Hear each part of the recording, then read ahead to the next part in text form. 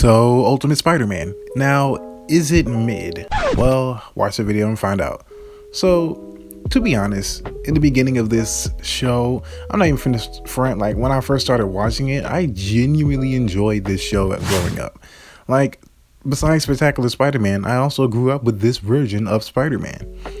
And honestly, it wasn't bad. At least to me. I like certain aspects of the Ultimate Spider-Man series. Y'all know me. I like controversial things. So the idea of a Spider-Man, with the whole art style being reminiscent of the Ultimate Spider-Man art style, it of course rang a couple checks in my box. Not gonna lie to you. I actually really appreciated that little homage. And they stuck through that at least somewhat. I would argue that the art style slowly got better, depending on how you want to look at it. Like, it was just slight things, with the eyes of Peter Parker. And it was just kind of me. It felt, for me personally, I like Ultimate Spider-Man. I like the comic book run at least. But the show took a lot of liberties and it did a lot of things differently, i.e. getting rid of Eddie Brock, which is a stupid thing to do all around. I'm not gonna lie to you. It's ridiculous. I don't like that. I never did appreciate that. If you want to do things differently with Venom, that's fine. And let's talk about that since we're on the subject of Venom. How they handled Venom. When you think Venom, who do you think? Do you think, Eddie Brock? Hell, do you even think Flash Thompson? But Ultimate Spider-Man decided to make Harry Osborn Venom. We are Venom.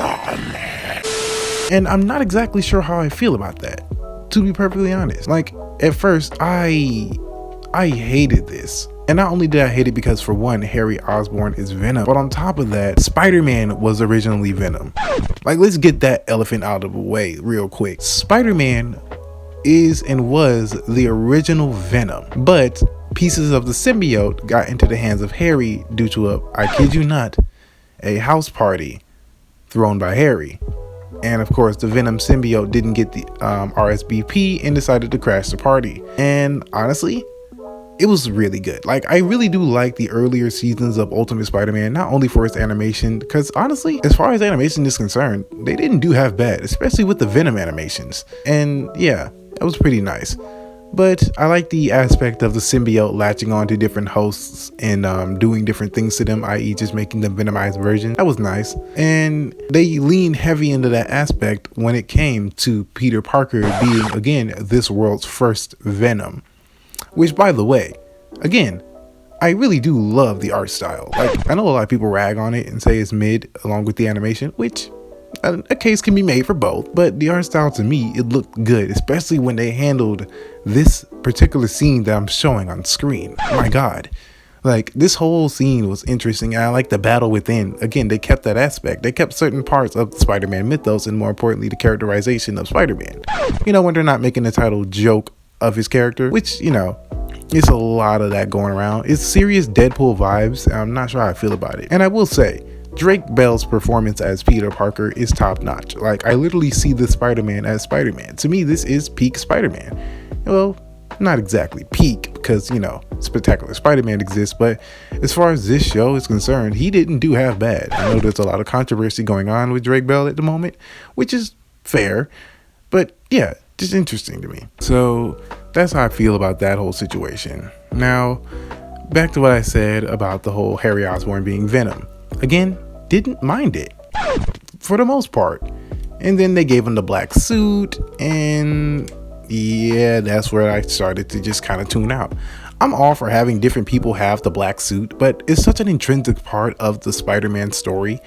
And especially since they decided to just muddle around with the whole Venom symbiote storyline, and they just did fuck all with it, which is fair. They're doing different things. They want to attract an audience who likes different things with Spider-Man. But having Harry Osborn not only become the series version of Venom, or at least the primary version of Venom, but having him become the black suited Spider-Man for literally only an episode, yeah, I'm not a fan. I've never been a fan of how they handled the symbiote saga, how it's always, these few episodes and then they're done.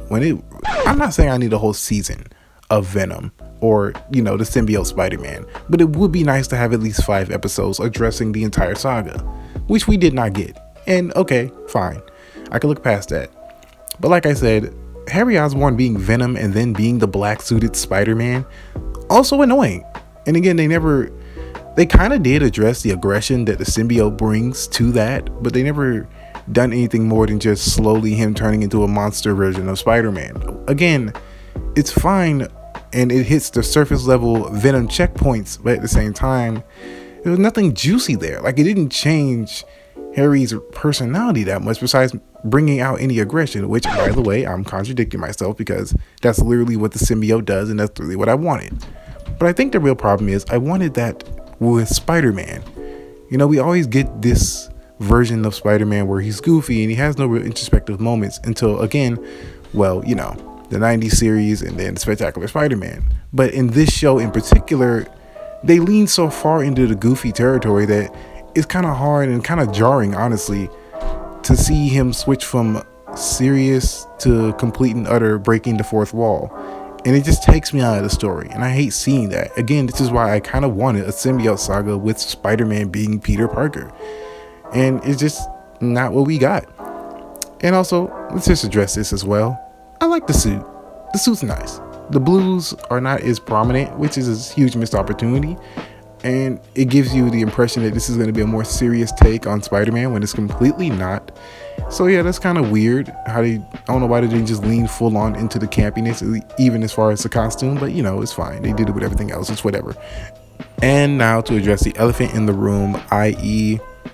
the overindulgence in S.H.I.E.L.D. in the series. And yes, it is annoying and it is every bit as prominent as you think it is. The whole thing that we like about Spider-Man is the fact that he's an underdog. The fact that he does things by the seat of his pants with no help, primarily like he does it solo. You know, he's a street level hero. So why on God's green earth did you give this street level hero billions of funding and literally like just having Nick Fury be his person? Like, what is this? I don't understand this. And then they completely barely do anything with Spider-Man's, you know, rogues gallery, besides a few nods here and there and a few appearances here and there, but they hardly ever do anything with the original characters. Instead, for the most part, and for a lot of the show, they give Spider-Man a lot of other people's villains. Like, you have him going against Loki, then he's straight up teaming up with Hulk at one point, which is random as hell, but it's fine. They have him taking on tasks that are specifically S.H.I.E.L.D. jurisdiction, and again, I'm not a fan of it. If you want to have these connections with S.H.I.E.L.D., that's also fine, but having him just overtly be a part of S.H.I.E.L.D. as a de facto agent is a little annoying, and again, very jarring.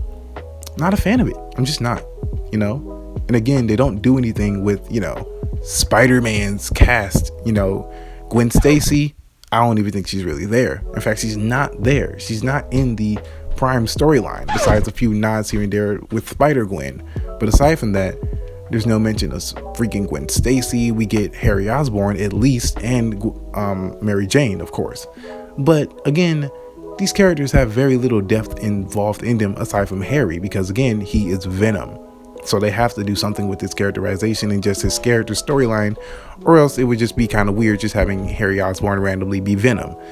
So yeah, that's just how I feel about that. It's just interesting. I kind of like what they did with Aunt May. They gave her something to do. Again, I really do like the fact that she is drawn in the Ultimate Spider-Man art style. You know, her character design looks spot on, and I really do appreciate that. And I like the fact that she's still a bit younger, because it would make sense. She's his aunt, not his grandpa or grandma. It's just something that triggered me here. But yeah, so all in all, the way I feel about this entire show, honestly, I liked it at first until I got older, and more importantly, until I realized that this show is completely butchering the name of Spider-Man in every instance. But do I hate it? No.